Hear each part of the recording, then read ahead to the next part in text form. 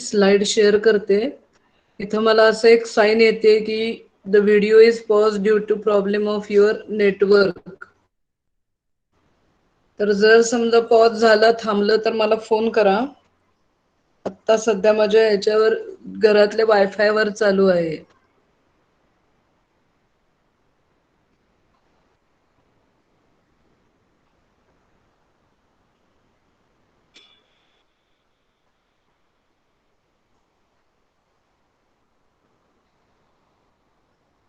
चव्वेचाळीस मेंबर्स आहेत.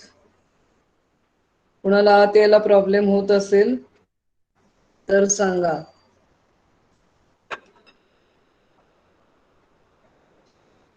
तर नवीन एक पाथवेला सुरुवात करायची आज आपण.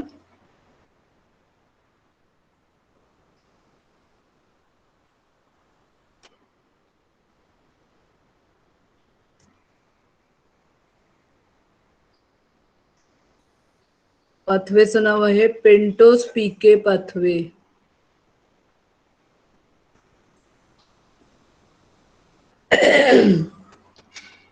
That is a pentose phosphocatolase pathway. First we'll see the introduction. Now up to this we have seen the ED or TCA cycle, EMP pathway, glyoxylate bypass. They are all are concerned with the respiration mode of ATP generation.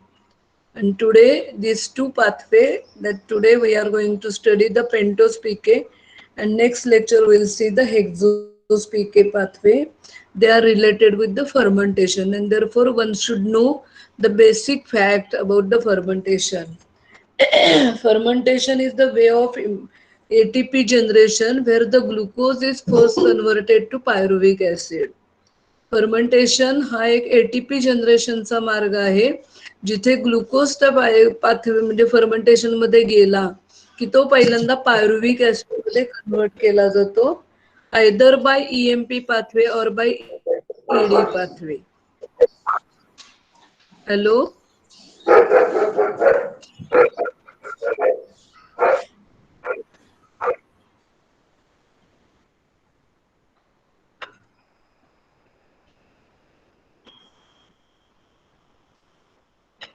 Hello, Omkar Ubale,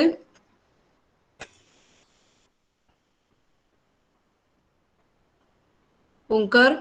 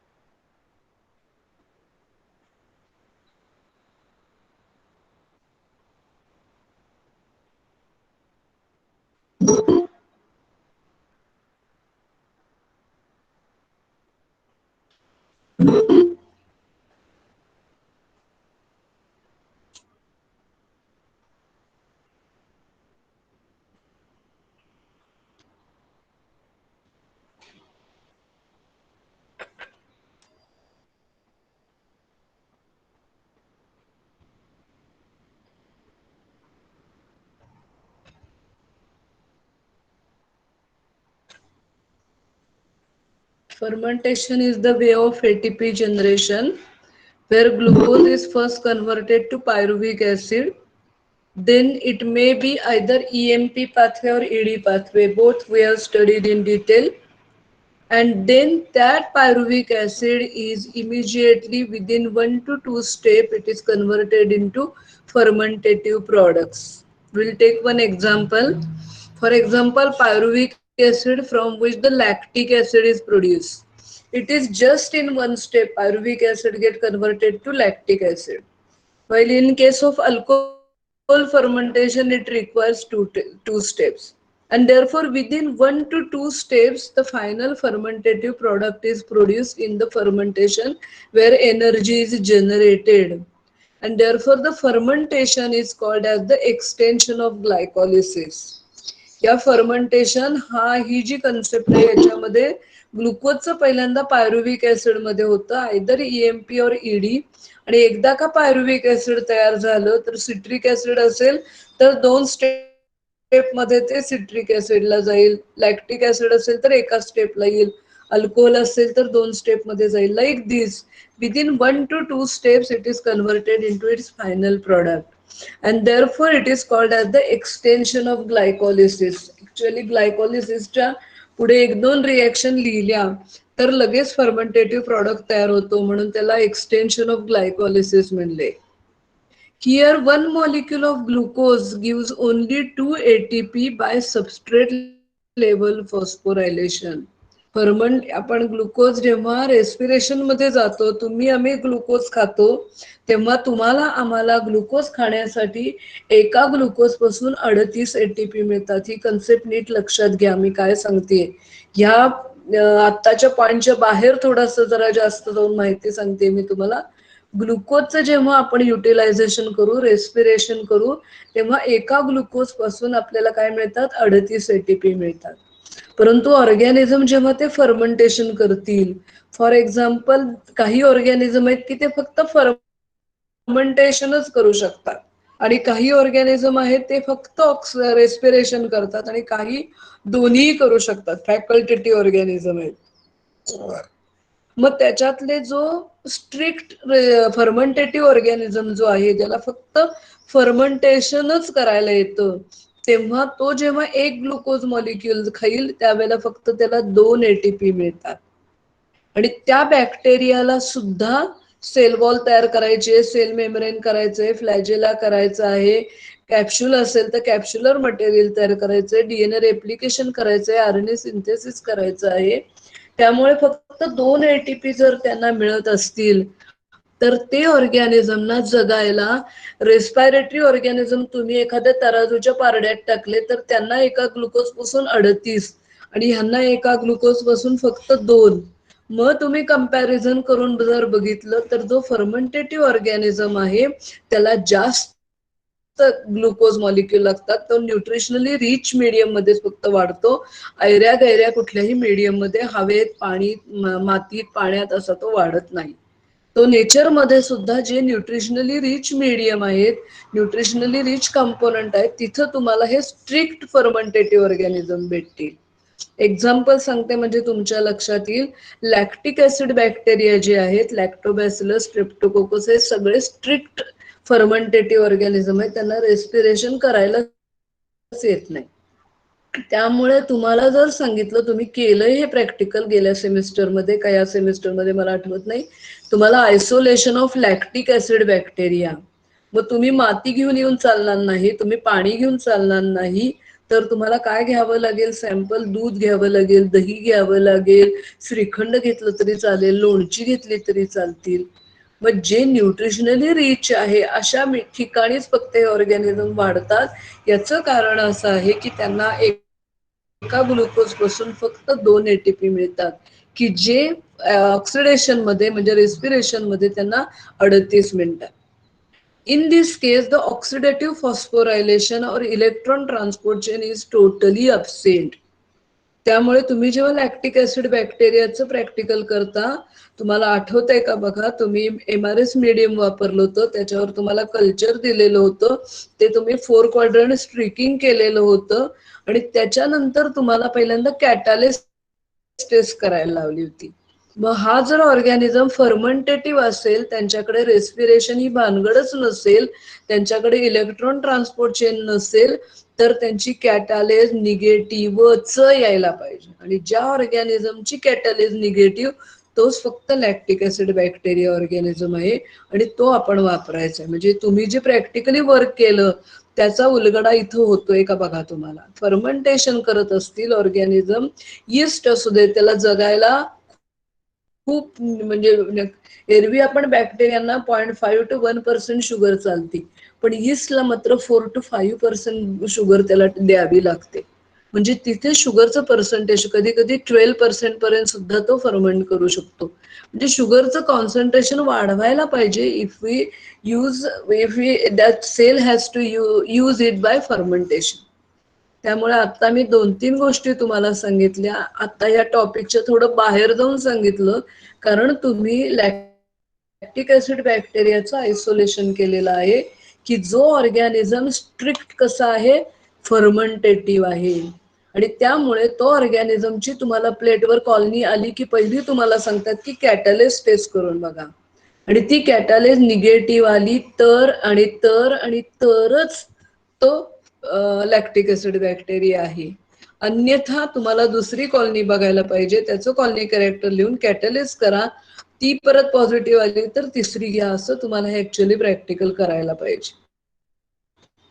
आणि तुम्ही Pseudomonas अजून आपल्याला करायचंय ते practical. College कधी चालू होते बघूया. सुडोमोनास हा ऑर्गॅनिझम स्ट्रिक्ट रेस्पायरेटरी आहे, त्याला फर्मेंटेशन करताच येत नाही. त्यामुळे तुम्ही सुडोमोनासची जेव्हा ग्रोथ घ्याल, त्याची ग्रोथ प्लेटवर आली की त्याची पहिल्यांदा तुम्हाला कॅटॅलेज आणि ऑक्सिडेज टेस्ट करावी लागते. त्या दोन्ही पॉझिटिव्ह आल्या तर सुडोमोनास हा पॉझिटिव्ह आहे, म्हणजे तो नक्की आपल्याला म्हणता येतो. त्यामुळे ह्या आपण शिकत असलेले थेरॉटिकलचा प्रॅक्टिकलशी आपण रिलेशन लावता आलं पाहिजे. आणि ह्या ऑर्गॅनिझम मध्ये इलेक्ट्रॉन ट्रान्सपोर्ट चेन नावाची भानगडच नाही, टोटली अब्सेंट. आता जरा थोडस पुढचं बघूया. Fermentation they are of 2 types, homo fermentation and hetero fermentation. शब्द अर्थ सांगतोय. होमो फर्मेंटेशन म्हणजे जिथे फक्त एकच प्रॉडक्ट तयार होतं. फॉर एक्झाम्पल ग्लुकोज पासून लॅक्टिक ऍसिड, ग्लुकोज पासून सिट्रिक ऍसिड, हे सगळे होमो फर्मेंटेटिव्ह ऑर्गॅनिझम आहेत. While the heterofermentation is the one where more than one product is generated. काही काही फर्मेंटेशन मध्ये एकापेक्षा जास्त प्रॉडक्ट तयार होतात. आणि ह्या केसमध्ये जिथे हेटेरो फर्मेंटेशन आहे, त्याबाबत previously it was thought that in such cases त्यांच्यामध्ये काय होत असेल असं पूर्वी सायंटिस्टना वाटत होतं. समजा 100 ग्लुकोज मॉलिक्यूल बॅक्टेरियाने खाल्ले, हेटेरो फर्मेंटेटिव्ह 200 पायरुव्हिक ऍसिड मॉलिक्यूल तयार होतील. त्यातल्या 100 पासून एक प्रॉडक्ट तयार केला जाईल आणि उरलेल्या 100 पासून दुसरा प्रॉडक्ट. असं पहिल्या सुरुवातीला सायंटिस्टना बरेच वर्ष वाटत होतं. Follow me once again. Previously it was thought that in such cases half molecules of pyruvic acid are diverted to one product and remaining half to the second product. 100 glucose असतील, 200 पायरुव्हिक acid, त्यातले 100 एका product कडे, 100 दुसऱ्या product कडे, असं अनेक वर्ष सायंटिस्टच्या वाटत होतं. But later on the detailed study showed that some alternative pathways are operated in heterofermentation. हेटेरोफर्मेंटेशन मध्ये जेव्हा जास्त अभ्यास केला गेला तेव्हा असं लक्षात आलं त्यांच्याकडे EMP असं काही नाहीच आहे. त्यांच्याकडे 2 वेगळ्या पद्धतीचे पाथवे ऑपरेट होतात. त्या पाथवेची नावं आहेत पेंटोस पीके पाथवे आणि हेक्झोस पीके पाथवे. त्यातला आपण आज पहिला बघणार आहोत पेंटोस पीके पाथवे. पीके असं नाव का दिलंय तर तो पिक्चर नाहीये. पीके पूर्ण पिक्चर माहितीये का तुम्हाला? माहित असेल पीके हा काही पाथवे फॉस्फोकेटोलेजचं ते शॉर्ट फॉर्म आहे, म्हणून त्याला पेंटोस पीके पाथवे म्हणतात. आपण पेंटोस पीके पाथवे बद्दल माहिती बघूया. Pentose phosphoketolase pathway. It is also called as pentopike pathway, which is found in Leuconostoc mesenteroides and Leuconostoc plantarum. हे 2 लॅक्टिक ऍसिड बॅक्टेरिया आहेत. लॅक्टिक ऍसिड बॅक्टेरियाचे 4 ग्रुप आहेत, Lactobacillus, Streptococcus, पेडिओकोकस आणि ल्युकोनोस्टॉक. त्यातला ल्युकोनोस्टॉक हे जे 2 ऑर्गॅनिझम आहेत त्यांच्यामध्ये पेंटोस पीके पाथवे ऑपरेट होतो. These organisms ferment the glucose to produce lactic acid, ethanol and CO2. Lactic acid नंतर कॉमा द्यायचा राहिलाय. दीज ऑर्गॅनिझम म्हणजे त्यांना जर ग्लुकोज खायला घातला तर ते काय करतात, लॅक्टिक ऍसिड, एथेनॉल आणि CO2 हे प्रॉडक्ट तयार हॅलो करतात. हॅलो मिस, हा बोल. हा बोल ना. ऑटो ऍडमिट करा.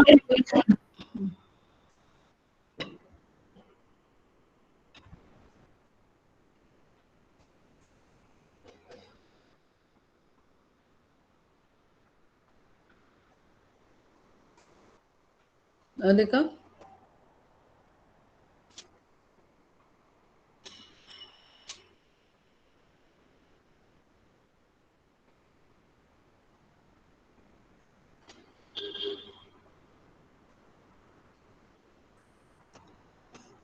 सुचिता आले का ग?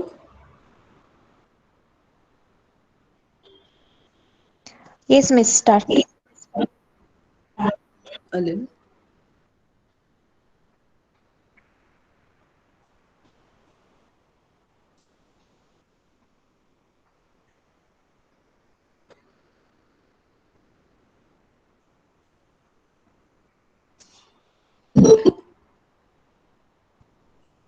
हे दोन ऑर्गॅनिझम आहेत, lactic acid, bacteria.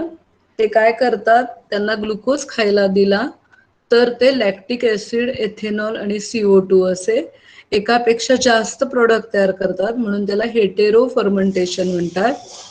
Previously, it was thought that the glucose is first converted to pyruvic acid. Part of the pyruvic acid, ते pyruvic acid जे तयार होईल via EMP or ED. Part of the pyruvic acid is converted to lactic acid and part to ethanol and CO2. म्हणजे मगाशी मी जे सांगितलं त्या पद्धतीने पहिले कित्येक वर्ष असं वाटत होतं हे दोघं ऑर्गॅनिझम जे ऍसिड पण तयार करतात आणि अल्कोहोल पण तयार करतात, म्हणजे ह्या दोन्ही ऑर्गॅनिझम मध्ये पहिल्यांदा ग्लायकोलिसिस किंवा ईडी पाथवे ऑपरेट होत असेल, पायरुविक ऍसिड मॉलिक्यूल तयार होत असतील, त्यातले निम्मे पायरुविक ऍसिड लॅक्टिक ऍसिड मध्ये कन्वर्ट होत असतील आणि निम्मे अल्कोहोल आणि CO2 तयार करत होत असतील. But later on it was found that these organisms totally lack phosphofructokinase, aldolase and triose isomerases. MCQ चा प्रश्न आहे, amongst the following dash enzymes are totally absent in leuconostoc mesenteroides, therefore the pentose PK pathway is operated. मग त्याच्यामध्ये हे तिन्ही enzyme समजा दिली तर ऑल ऑफ अबाउ, इतर एक 4-5 दिली आणि यातलं एखादं एक दिलं तर आपल्याला यातलं एक कुठलं तरी MCQ मध्ये ओळखता आलं पाहिजे. त्यामुळे याचा थरो अभ्यास असणं गरजेचं आहे. And as the enzyme phosphofructokinase, aldose, triose isomerase, they are totally absent, the organism cannot enter, that glucose molecule cannot enter EMP and ED. हे त्यांच्यामध्ये EMP आणि ED हे ऑपरेटच होऊ शकणार नाहीत. And so in such organism alternative pathway is present which is known as a pentose PK pathway. पहिल्यांदा जसं वाटत होतं सायंटिस्टना तसं होत नाहीये. ह्या ऑर्गॅनिझम मध्ये फॉस्फोफ्रुक्टोकायनेज, अल्डोलेज अँड ट्रायोज आयसोमरेजेस हे एन्झाईम त्यांच्याकडे नाहीतच. त्यामुळे त्यांच्याकडे EMP किंवा ED काहीच होऊ शकणार नाही, पायरुविक ऍसिड तयारच होणार नाही आणि ह्या म्हणजे पाथवे मध्ये त्या ऑर्गॅनिझम मध्ये त्याच्यामुळे काय होणार आहे, अल्टरनेटिव्ह कुठला तरी पाथवे त्यांच्याकडे असला पाहिजे आणि तो त्यांनी शोधून काढला. त्याला नाव दिलंय पेंटोस पीके पाथवे. आता तुमच्या पुढे प्रश्न आला पाहिजे, why it is called as the pentose PK pathway. पुढच्या वेळेला आपण का त्याला हेक्झोस पीके म्हणतात तेही बघायचं आहे. In this pathway pentose sugar is required as a substrate. इथे पेंटोज नावाची म्हणजे पेंटोज प्रकारची कुठलीही शुगर ही सबस्ट्रेट म्हणून ऍक्ट होते, हे एक कारण. And the phosphokettolase enzyme is specific for pentose sugar ribulose 5-phosphate. Phosphokettolase जे एन्झाईम आहे अल्डोलेस सारखंच आहे, ब्रेक करतं ते कुणासाठी स्पेसिफिक आहे तर त्यांना फक्त एक प्रकारची पेंटोस शुगर लागते आणि ती शुगर आहे रायबिलोज 5-फॉस्फेट. सबस्ट्रेट लागणारा pentose sugar, enzyme specific for pentose sugar and therefore the pathway is called as the pentose PK pathway. म्हणून त्या पाथवेला नाव दिलेलं आहे पेंटोस पीके पाथवे. सर्वांना अर्थ कळला का बघा. याला पेंटोस पीके पाथवे का म्हणलंय, कारण या पाथवे मध्ये सबस्ट्रेट जो लागणार आहे तो शुगर आहे, ती आता आपल्याला बघायचं पाथवे.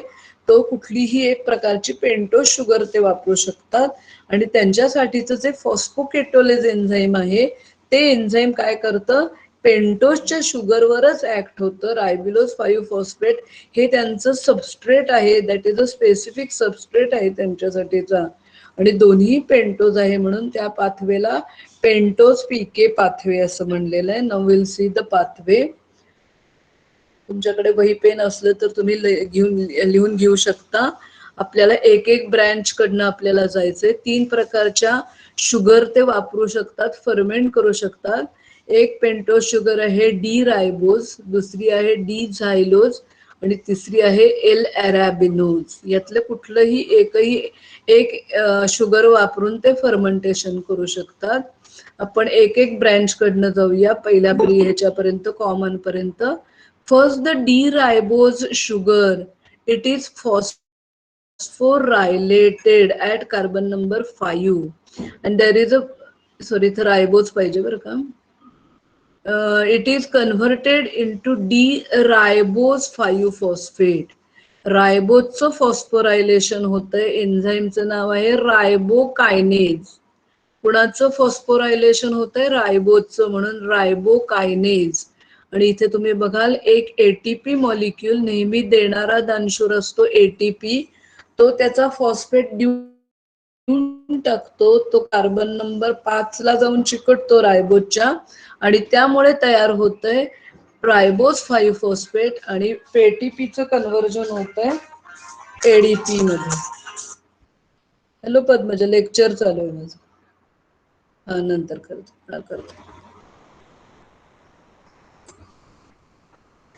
रायबोज 5 फॉस्फेट तयार झालेलं आहे, हे तेवढं दुरुस्त करा, रायबिलोज नकोय. And then this ribose 5 phosphate it is converted into its isomer ribulose 5 phosphate. आणि त्यामुळे रायबोज फॉस्फेट आयसोमरेजेस, फॉस्फेट असा पूर्ण शब्द मला लिहायला जागा पुरली नसती म्हणून पी लिहिलंय मी, रायबोज फॉस्फेट आयसोमरेजेस. स्ट्रक्चरल ग्रुप बदलतो, अल्डिहाइडिक कीटो ग्रुप अशी ट्रान्सफर आहे, म्हणून एन्झाईमचं नाव आहे आयसोमरेजेस. त्यामुळे पहिल्या सुरुवातीला रायबोज नावाची जर साखर असेल तर केलं जातं रायबिलोज 5 फॉस्फेट आणि नंतर ह्या रायबिलोज 5 फॉस्फेटचं कन्व्हर्जन होतं झायल्युलोज 5 फॉस्फेट, की जो आपलं जे एन्झाईम आहे पीके एन्झाईम आहे ह्या सबस्ट्रेट साठी स्पेसिफिक आहे. त्यामुळे कुठल्याही रस्त्याने आपण आलो तरी आपल्याला इथे एकत्र यायचं आहे, ते म्हणजे झायल्युलोज 5 फॉस्फेट. आणि ह्या एन्झाईमचं नाव आहे फॉस्फोरायबिलो फॉस्फेट 3 एपीमरेज. ते एक नाव इथे लिहायचं राहिलंय, एपीमरेज आहे ही. फक्त मी गेल्या वेळेला जसं सांगितलं HOH मध्ये ग्रुपमध्ये फक्त चेंज आहे 3 कार्बनच्या, म्हणून 3 एपीमरेज आहे. हे झायल्युलोज 5 फॉस्फेट तयार झालं. इथपर्यंत कळलं का बघा. रायबोज पहिली एक फॉस्फोरायलेशनची रिएक्शन आहे, ती इरिव्हर्सिबल आहे, आणि दुसरी आयसोमरेजची रिएक्शन आहे, ही रिव्हर्सिबल आहे. एपीमरेजची रिएक्शन पण रिव्हर्सिबल आहे आणि ह्या ठिकाणी तयार झालं झायल्युलोज 5 फॉस्फेट. आता झायलोज जर शुगर असेल तर पहिल्यांदा त्याचं आयसोमरायझेशन केलं जातं, रिएक्शन रिव्हर्सिबल आहे, झायलोज आयसोमरेजेस, आणि तयार होतं डी झायल्युलोज. डी झायलोज पासून डी झायल्युलोज आणि त्याचं परत फॉस्फोरायलेशन होतं. एक एटीपी मॉलिक्यूल त्याचा फॉस्फेट देतो, तो एडीपी मध्ये कन्व्हर्ट होतो. एन्झाईमचं नाव पाठ करायचं नाही, झायल्युलोजचं झालेलं आहे म्हणून डी झायल्युलोज कायनेज, आणि तयार झाला प्रॉडक्ट की जो आपल्याला गरजेचा आहे डी झायल्युलोज 5 फॉस्फेट. डी झायल्युलोज 5 फॉस्फेट झाला. आता तिसरा मॉलिक्यूल आहे एल अरॅबिनोज. याचं पहिल्यांदा आयसोमरायझेशन केलं जातं. एल अॅरा आयसोमरेजेस, एल अरॅबिनोज आयसोमरेजेस, आणि तयार होतं एल रायब्युलोज. आणि परत या एल रायब्युलोजचं फॉस्फोरायलेशन होतं. रायब्युलो कायनेज एटीपी एक एटीपी फॉस्फेट देतं आणि एटीपीचं एडीपी मध्ये कन्व्हर्जन होतं आणि इथे तयार होतं एल रायब्युलोज 5 फॉस्फेट. आणि इथे डी रायब्युलोज 5 फॉस्फेट आहे, इथं एल रायब्युलो 5 फॉस्फेट आहे. त्याचं कन्व्हर्जन परत एकदा झायल्युलोज 5 फॉस्फेट मध्ये होतं. इथं एन्झाईमचं नाव आहे, ते पण तुम्ही बरोबरीने लिहा माझ्या, एल रायब्युलो 4 एपिमरेजेस. इथे 3 एपिमरेज, इथं 4 एपिमरेज. आणि हे रायब्युलोज 5 फॉस्फेट पासून सरते शेवटी झायल्युलोज 5 फॉस्फेट तयार झाला, की जो आपलं जे एन्झाईम आहे it is specific for xylulose 5 phosphate. Reaction लक्षात ठेवायला अतिशय सोपी आहे. फक्त पहिला जो रायबोज आहे त्याला फॉस्फोरायलेशन पहिल्यांदा आहे आणि मग आयसोमरायझेशन आहे. उरलेल्या दोन्हीसाठी आधी आयसोमरायझेशन आहे आणि नंतर फॉस्फोरायलेशन आहे. आणि सरते शेवटी दोन्हीही डी रायब्युलोज असू देत किंवा एल रायब्युलोज असू देत, त्याचं कन्व्हर्जन आपल्याला डी झायल्युलोज 5 फॉस्फेट मध्ये करायचं आहे. त्यामुळे सगळ्या रिएक्शन समजल्या का बघा. रायबोज शुगर असेल तर पहिलं फॉस्फोरायलेशन आणि मग आयसोमरायझेशन आणि नंतर एपिमरायझेशन. झायलोज डायरेक्ट असेल तर डायरेक्ट तिथे पहिल्यांदा आयसोमरायझेशन करून फॉस्फोरायलेशन करून आपल्याला हवा आहे तो सबस्ट्रेट. आणि एल अरॅबिनोज असेल तर पहिल्या सुरुवातीला आयसोमरायझेशन, नंतर फॉस्फोरायलेशन आणि नंतर एपिमरायझेशन. असं करून सरते शेवटी आपल्याला मिळाला झायल्युलोज 5 फॉस्फेट, जो मिळवणं गरजेचं आहे कारण आपलं एन्झाईम जे आहे ते झायल्युलोज 5 फॉस्फेट साठी स्पेसिफिक आहे. झायल्युलोज फॉस्फेट फॉस्फोकेटोलेज एन्झाईम, झायल्युलोज फॉस्फेट फॉस्फोकेटोलेज एन्झाईम आहे. आणि त्या एन्झाईमसाठी टीपीपी नावाचं एक को एन्झाईम लागतं आणि 2 ठिकाणी फॉस्फेट घालावे लागतात, त्यामुळे तिथे अजून एक इनऑर्गॅनिक फॉस्फेट लागतो. Follow me once again. Xylulose 5 phosphate जे आहे ते स्प्लिट होतं, ब्रेक होतं आणि त्याच्यापासून हा 5 कार्बनचा मॉलिक्यूल आहे, त्याच्यापासून 3 कार्बनचा आणि 2 कार्बनचा असे 2 मॉलिक्युल्स तयार होतात. एन्झाईमचं नाव आहे झायल्युलोज 5 फॉस्फेट फॉस्फोकेटोलेज आणि त्यासाठी एक को एन्झाईम लागतं टीपीपी आणि एक इनऑर्गॅनिक फॉस्फेट ऍड करावा लागतो. आणि त्याच्यापासून तयार झालं एक ग्लिसेराल्डिहाइड 3 फॉस्फेट आणि एक ऍसिटिल फॉस्फेट. पहिल्यांदा 2 ब्रँचिंग होऊन 2 मॉलिक्युल्स तयार झाले, ग्लिसेराल्डिहाइड 3 फॉस्फेट आणि एक ऍसिटिल फॉस्फेट. आता ऑर्गॅनिझमकडे फॉस्फोफ्रुक्टोकायनेज, अल्डोज आणि ट्रायोज आयसोमरेजेस नाहीत, पण बाकीची सगळी एन्झाईम्स ग्लायकोलिसिस मधली शिल्लक असल्यामुळे हे ग्लिसराल्डिहाइड 3 फॉस्फेट ईएमपीच्या पुढच्या रिएक्शन मध्ये पास होतं. आठवतायत का बघा? ईएमपीच्या पुढच्या रिएक्शन ग्लिसराल्डिहाइड 3 फॉस्फेट इज काय केलं जाईल? धाप मॉलिक्यूल मध्ये ग्लिसराल्डिहाइड 3 फॉस्फेट पासून 1,3 bisphosphoglyceric acid, 3 phosphoglyceric acid, 2 phosphoglyceric acid, phosphoenol, pyruvic acid आणि पायरुविक ऍसिड, हे असे मॉलिक्युल्स त्याच्या रिॲक्शन पुढच्या होतील. Glyceraldehyde 3 phosphate remaining steps of EMP मध्ये कन्वर्ट होईल आणि इथे हा पायरुविक ऍसिड मॉलिक्यूल तयार झाला. आणि तुम्हाला ग्लायकोलिसिसचे रिॲक्शन सगळे आठवत असतील. ग्लिसराल्डिहाइड 3 फॉस्फेटचं 1,3 बिसफॉस्फो मध्ये होईल, त्यावेळेला एक एनएडीचं कन्व्हर्जन NADH2 मध्ये होतं, एक NADचं कन्व्हर्जन NADH2 मध्ये होतं. आणि दुसरी गोष्ट, हा जो 2 एडीपीचं कन्व्हर्जन 2 ATP मध्ये होतं, कधी 1,3 बिसफॉस्फोग्लिसरिक ऍसिड पासून 3 फॉस्फोग्लिसरिक ऍसिड आणि फॉस्फो एनॉल पायरुव्हिक ऍसिड पासून पायरुव्हिक ऍसिड इथे 2 ATP तयार होतात. आणि हा पायरुव्हिक ऍसिड आहे हा इमिजिएटली लॅक्टिक ऍसिड मध्ये, आता मी जरा थोडस बारीक करते म्हणजे तुम्हाला ते दिसेल. इथे लॅक्टिक ऍसिड तयार झालं, इथे चुकून एक NaDH2 जास्त राहिलाय, तो कट करते मी.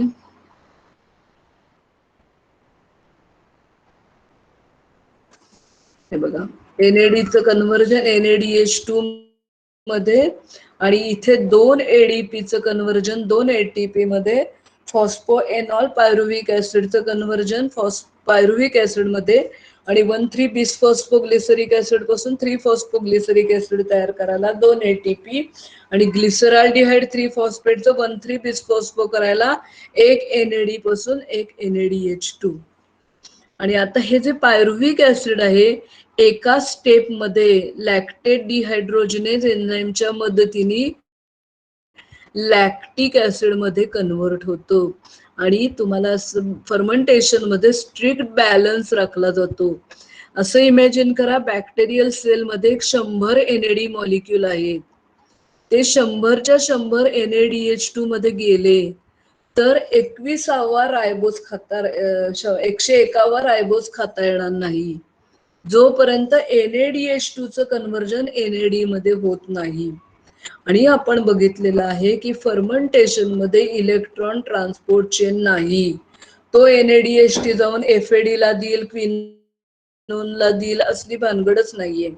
त्यामुळे जेव्हा ते ग्लिसरॉल्डिहाइड 3 फॉस्फेट पायरुव्हिक ऍसिड मध्ये जाईल आणि पायरुव्हिक ऍसिड पासून लॅक्टिक ऍसिड जेव्हा तयार होईल त्यावेळेला हा NADH2 हा इथं जो वापरलेला आहे आपण NADH2 लगेच इथे वापरला जाईल आणि त्याच्यापासून NAD होईल की जो NAD परत एकदा बॅक जाऊन तो पुढच्या रिएक्शन साठी अवेलेबल होईल.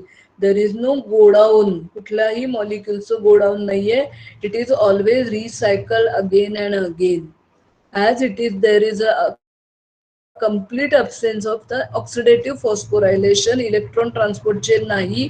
त्यामुळे NADH2 मॉलिक्यूल ऑक्सिडाइज करण्यासाठी तो तिथल्या तिथे केला जातो with the help of enzyme lactate dehydrogenase आणि शेवटी तयार होतं लॅक्टिक ऍसिड.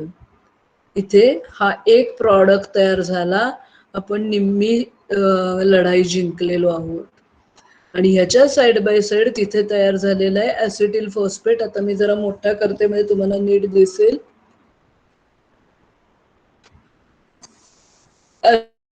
ऍसिटिल फॉस्फेट आहे, याचं कन्व्हर्जन ऍसिटिल कोए मध्ये होतं.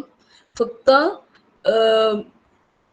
तो जो को एन्झाईम ए आहे तो ऍसिटिलला लागतो आणि फॉस्फेट निघून जातो आणि को एन्झाईम ए येतो, म्हणून त्या एन्झाईमचं नाव आहे फॉस्फो ट्रान्स ऍसिटायलेज आणि तयार होतं ऍसिटिल कोए.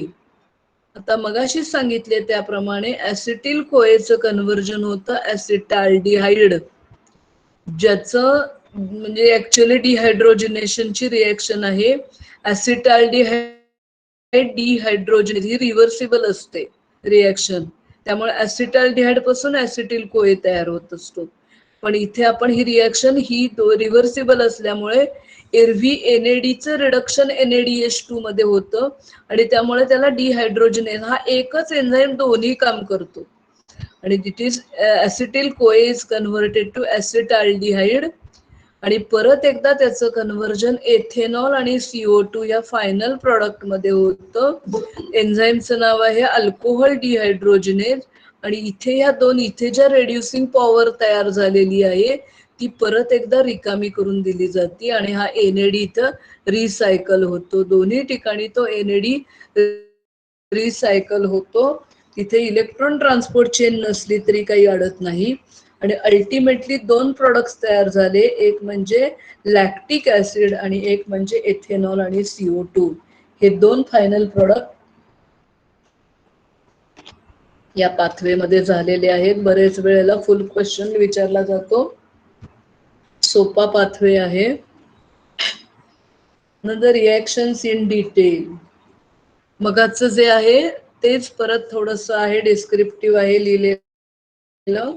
रायबोज is the if the ribose is the substrate, ribose हा सबस्ट्रेट असेल तर काय होणार आहे? First, with the help of ribokinase the phosphate group of ATP is transferred or given to ribose to form the ribose 5-phosphate. Ribose 5-phosphate पहिल्यांदा तयार होईल आणि then that ribose 5-phosphate is isomerized to ribulose 5-phosphate with the help of enzyme ribose phosphate isomerases. आणि हे जे रायबोज 5-फॉस्फेट रायबिलोज 5-फॉस्फेट आहे त्याचं conversion झायल्युलोज 5-फॉस्फेट मध्ये केलं जातं with the help of enzyme epimerases. 3 epimerase आहे, रायबुलोज 5-फॉस्फेट 3 एपीमरेज. आणि आपल्याला जो हवा आहे तो प्रॉडक्ट इथे तयार झाला, डी झायल्युलोज 5-फॉस्फेट. भले सुरुवात आपण रायबोज पासून केलेली असेल आणि त्याचा एंड झाला झायल्युलोज 5-फॉस्फेट मध्ये. आता झायलोज जर सबस्ट्रेट असेल तर 2 स्टेप मध्ये होणार आहे. झायलोज हे पहिल्यांदा झायल्युलोज मध्ये त्याच्या आयसोमर मध्ये कन्वर्ट केलं जाईल with the help of enzyme xylose isomerases. आणि त्या झायल्युलोजचं म्हणजे तिथं फॉस्फेट ट्रान्सफर होईल, फॉस्फोरायलेशन होईल. झायल्युलो कायनेज एन्झाईमच्या मदतीने त्या ATP मधला एक फॉस्फेट आहे तो झायल्युलोजला दिला जाईल आणि तयार होईल झायल्युलोज डी झायल्युलोज 5-फॉस्फेट. हा बघा अजून एक मॉलिक्यूल परत एकदा तयार झाला. झायलोज हे सबस्ट्रेट असेल तर. आणि एल अरॅबिनोज जर सबस्ट्रेट असेल, L arabinose, then L arabinose हा पहिल्यांदा त्याचा आयसोमर मध्ये कन्वर्ट केला जातो L ribulose with the help of enzyme L arabinose isomerases. आणि सरते शेवटी एल रायब्युलोजचं फॉस्फोरायलेशन केलं जातं टू एल रायब्युलोज 5-फॉस्फेट मध्ये with the help of enzyme ribulokinase. इथे ATP त्याचा फॉस्फेट देतो आणि त्याचं कन्व्हर्जन ADP मध्ये होतं. आणि सरते शेवटी एल रायब्युलोज 5-फॉस्फेट जे आहे ते डी रायब्युलोज झायल्युलोज 5-फॉस्फेट मध्ये कन्व्हर्जन त्याचं होतं. एपीमरेजची रिॲक्शन आहे. एल रायब्युलोज 5-फॉस्फेट 4 एपीमरेजेस, मगाची होती ती 3 एपीमरेज, डी रायब्युलोज 5-फॉस्फेट 3 एपीमरेज आणि इथे एल रायब्युलोज 5-फॉस्फेट 4 एपीमरेज. अशा पद्धतीने त्यांच्यामध्ये फक्त फंक्शनल ग्रुप बदलत नाही, इंटरनल फॉस्फेट H आणि OH मध्ये चेंजेस होतात. आणि एपीमरेज रिॲक्शननी सर्वात शेवटी ह्या तिन्ही कार्बन पासून मिळवलं आपण D झायल्युलोज 5-फॉस्फेट. And in this way D-xylulose 5-phosphate, which is the key intermediate, is formed from all ribose 5-phosphate, xylose 5-phosphate and arabinose. Sorry, 5-phosphate ने रायबोज, झायलोज आणि अरॅबिनोज कुठलीही साखर असू दे त्याच्यापासून बनवलं D झायल्युलोज 5-phosphate. And it is considered as the key compound because the PK enzyme is very specific for D-xylulose 5-phosphate. And then that PK enzyme splits the D-xylulose 5-phosphate into acetyl phosphate and glyceraldehyde 3-phosphate, for which TPP as the coenzyme and one inorganic phosphate is needed. आणि मग आता हा जो मगाशी दाखवले तशा 2 branches, glyceraldehyde 3-phosphate then enter in EMP pathway to produce the pyruvic acid, and then pyruvic acid is converted to lactic acid as the end product. Lactate हा end product इथे एका बाजूनी झाला. आणि दुसरीकडे जो ऍसिटिल फॉस्फेट आहे तो पहिल्यांदा ऍसिटिल कोएमध्ये, मग सॉरी ऍसिटाल्डिहाइड ऍसिटिल कोएमध्ये, मग ऍसिटाल्डिहाइड मध्ये आणि अल्कोहोल आणि CO2 तयार केला जातो. आणि इथेनॉल आणि CO2 हे अजून 2 एंड प्रोडक्ट तयार होतात. त्यामुळे जे काही तुम्ही शुगर खायला घातली असेल त्या सर्व शुगर पासून ultimately we get lactate, ethanol and CO2 as the final end product from the pentose sugar. मग आता आपल्या पुढे प्रश्न पडेल की त्यांना पेंटोज शुगर नेचर मध्ये मिळेल का? तर डायरेक्ट पेंटोज शुगर त्यांना मिळणार नाही. त्यांना आयदर लॅक्टोज शुगर मिळेल, त्याच्यापासून त्यांना आधी ग्लुकोज गॅलॅक्टस करून घ्यावी लागेल. त्या ग्लुकोजचं परत HMP पाथवे मध्ये घालून त्यांना रायबिलोज 5 फॉस्फेट करावी लागेल आणि मग पुढच्या गोष्टी होतील. Therefore, if glucose like hexose sugar is the substrate, then it has to be converted into ribulose 5-phosphate with the help of HMP pathway. And then it is followed by pentose PK pathway. आता energetics जर आपण बघितलं, what is the meaning of energetics? That is the net gain of ATP.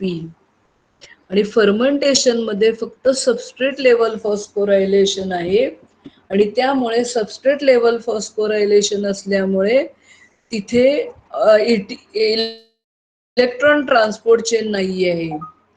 Glyceraldehyde 3 phosphate हा जेव्हा EMP मध्ये जाईल तेव्हा तुम्ही बघितलंय तिथे 2 ATP सबस्ट्रेट लेवल फॉस्फोरायलेशननी तयार झालेले आहेत. पण शुगर कुठलीही असू दे, त्या प्रत्येक शुगर मध्ये काय झालेलं आहे, एक एक ATP पहिल्यांदा वापरलेला गेला आहे. रायबोज असू देत, झायलोज असू दे किंवा अॅराबिनोज असू देत, तो ATP फॉस्फोरायलेशनला ऑलरेडी वापरलाय, फॉस्फोरायलेशन ऑफ द सबस्ट्रेट. त्यामुळे 2 ATP EMP मधनं तयार झालेले, त्यातनं एक ATP त्यांच्या फॉस्फोरायलेशन मधनं तो आपण वजा केला, वापरला गेला म्हणून. त्यामुळे net gain of ATP is 1 ATP per sugar molecule. इथं ग्लुकोज म्हणता येणार नाही आपल्याला. कुठलंही 3 प्रकारची एक शुगर असेल तर त्याच्यापासून एक ATP which is less than homo fermentation. Homo fermentation मध्ये 2 ATP तयार होतात आणि हेटेरो फर्मेंटेशन मधल्या पेंटोज PK मध्ये एकच ATP which is less than homo fermentation. त्यामुळे MCQ ला तुम्हाला यातला कुठलाही प्रश्न विचारता येऊ शकेल. Dash ATP molecules are generated in pentose PK pathway. Dash number of ATPs are generated in homo fermentation. Dash number of ATP are generated in EMP pathway. Dash number of ATP are generated in TCA cycle. Dash number of ATP are generated in complete oxidation of glucose by aerobic respiration. Dash number of ATPs they are generated आपल्याला हेक्झोज PK pathway की जो आपल्याला नंतर बघायचा आहे. यातल्या कुठलाही आला तरी आपल्याला पटकन त्याचं सांगता आलं पाहिजे. EMP असू दे, ED असू दे, TCA असू दे, कम्प्लीट ऑक्सिडेशन एरोबिकली असू देत, नंतर पेंटोज PK असू देत, तर आपल्याला त्याचं कॅल्क्युलेशन पटकन आपल्याला तो सांगता आला पाहिजे. MSc एंट्रन्स साठी स्पेशली लक्षात ठेवा. And that complete the pentose PK pathway शिकून झालेला सोपा आहे. आता पुढच्या लेक्चरला हेक्झोज PK पाथवे शिकवते.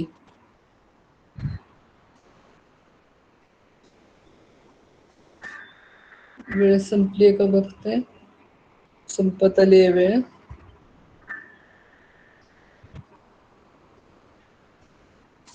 काल मी तुम्हाला म्हणलं होतं तसं तुम्हाला जो HMP पाथवे मी शिकवला त्याच्यामध्ये मला प्रशांतचा फोन आणि मेसेज आलेला होता. मी जरा ते काढून बघायला मला आज वेळ झालेला नाहीये. तर आता रविवारचा उद्या दिवस आहे, रिकामा मला वेळ मिळाला की काही समजा असेल तिथे तर ते मी तुम्हाला चेंज करून परत एकदा पाथवे सगळं दाखवू शकते. आणि प्रशांत आहे का आता?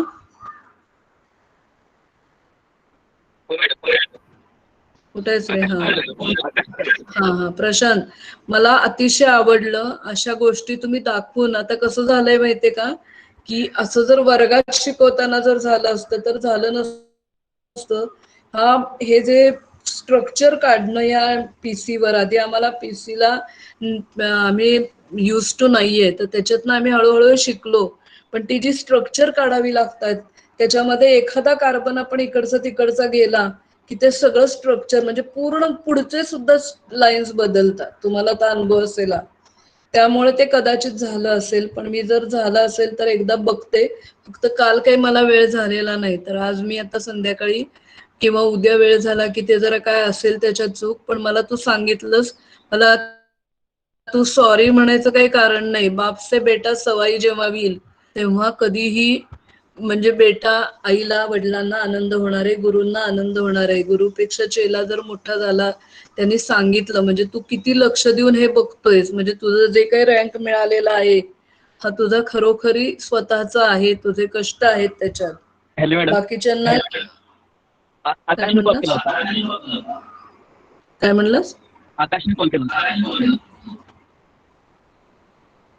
तुझा शब्द ना ऐकायलाच येत नाही. तुझ्या इथं नेटचा प्रॉब्लेम आहे का काय माहिती नाही मला. बोल ना प्रशांत. आकाशने कॉल केला होता मॅडम.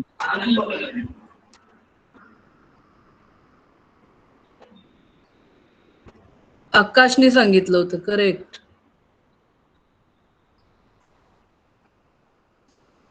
तर तुमची जी तुम्ही अशा पद्धतीने सांगितलं ना ते मला अतिशय आवडलेलं आहे.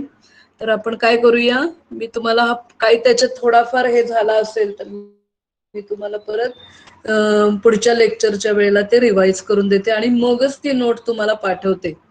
थोडीशी काही चूक झालेली असेल तर मला आवडले. ठीक आहे, आपण आता थांबूया. वेळ संपलेली आहे लेक्चरची.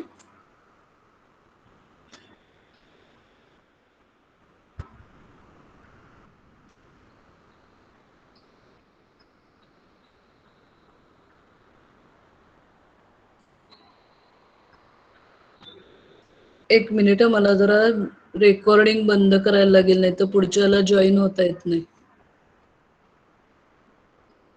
हे काहीतरी